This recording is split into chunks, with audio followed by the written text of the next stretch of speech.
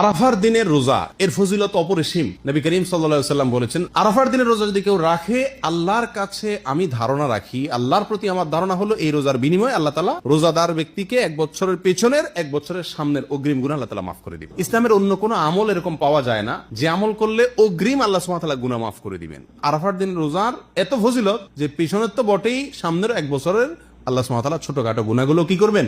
মাফ করে দিবেন। অতএব আরাফার দিনের রোজা আমাদের সকলের রাখা উচিত। কিন্তু এই রোজা রাখতে গিয়ে একটা বিভ্রান্তির মুখোমুখি আমরা হই, একটা প্রশ্নের মুখোমুখি আমরা হই। সেটা হলো যে আমরা আরাফাতের দিনের রোজাটা বাংলাদেশে মানুষেরা কোন দিনে রাখবো? আমরা কি 9 তারিখে রাখবো নাকি 8 তারিখে রাখবো? কারণ হাজী সাহেবরা আরাফাতে যেদিন অবস্থান করেন সেদিন আমাদের দেশে 8 তারিখ হয়, চাঁদের কি থাকে? 8 তারিখ থাকে। তো আমরা কি হাজী সাহেবরা আরাফাতের মধ্যে অবস্থান করছেন সেদিকে তাকায় 8 তারিখেই রাখবো, নাকি হাজী সাহেবরা সৌদি আরবে যেহেতু 9 তারিখে আরাফাতের ময়দানে অবস্থান করছেন, অতএব ওই 9 দিকে তাকে আমরা 9 তারিখে রাখবো? এটা নিয়ে একটা ধোঁয়াশা, একটা প্রশ্ন আমাদের ভেতরে কমবেশ আছে। এই প্রশ্নের উত্তরে আমরা কি করব সে কারণে এক্ষেত্রে আমি সংক্ষেপে বলতে চাই, এক্ষেত্রে ওলামায়ে কেরামের দুটি মত আছে এবং দুইটা মতই গবেষণামূলক।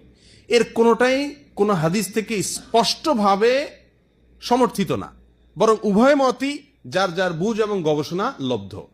কোনোটিকেই সঠিক বা ভুল এটা বলা বুদ্ধিমানের কাজ হবে না। অনেক উলামায়ে কেরাম বলেন, আমরা হাজী সাহেবরা আরাফাতের ময়দানে যেদিন অবস্থান করবেন, পৃথিবীর সকল প্রান্ত থেকেই আমরা হাজী সাহেবদের ওই অবস্থানের, আরাফাতের অবস্থানের দিনেই কি রাখবো? রোজা রাখবো। এটাই হলো আরাফাত দিনের রোজা। যদি সেদিন কোনো দেশে ঈদ না হয় তাহলে আমরা রাখবো। সেটা আমার দেশে 8 তারিখ হোক 7 তারিখ হোক, দেখার দরকার নেই। এটা হলো অনেক উলামায়ে কেরামের মত। অনেক উলামায়ে কেরাম বলেন না, আমরা 9 তারিখে রোজা রাখবো আমাদের দেশে। সেটা হাজী সাহেবদের আরাফাতে অবস্থানের পরের দিন হয়, অর্থাৎ এদেশে সৌদি আরবে ঈদের দিন হয়, ওই দিন আমাদের দেশে 9 তারিখ, আমরা 9 তারিখে রাখবো। কেন? কারণ নবী করিম সাল্লাল্লাহু আলাইহি ওয়াসাল্লাম যে আরাফাতের দিনে রোজা রাখতে বলেছেন, আসলে 9 তারিখকে, জিলহজের 9 তারিখকে আরাফাতের দিন বলা হয়।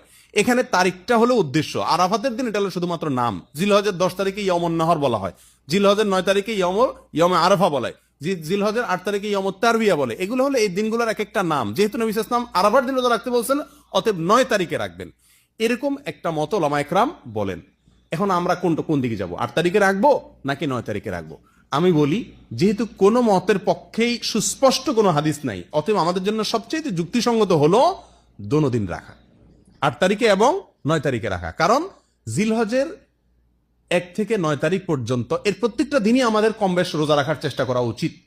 নবী সাল্লাল্লাহু আলাইহি ওয়াসাল্লাম বলেছেন, মা মিন আইয়ামিন আল আমালুস সালিহু ফীহিন্না আহাব ইলাল্লাহ মিন হাযিহিল আইয়াম। জিলহজের 10 দিনের চাইতে অন্য কোন দিনে আমল আল্লাহ তাআলার কাছে বেশি প্রিয় না।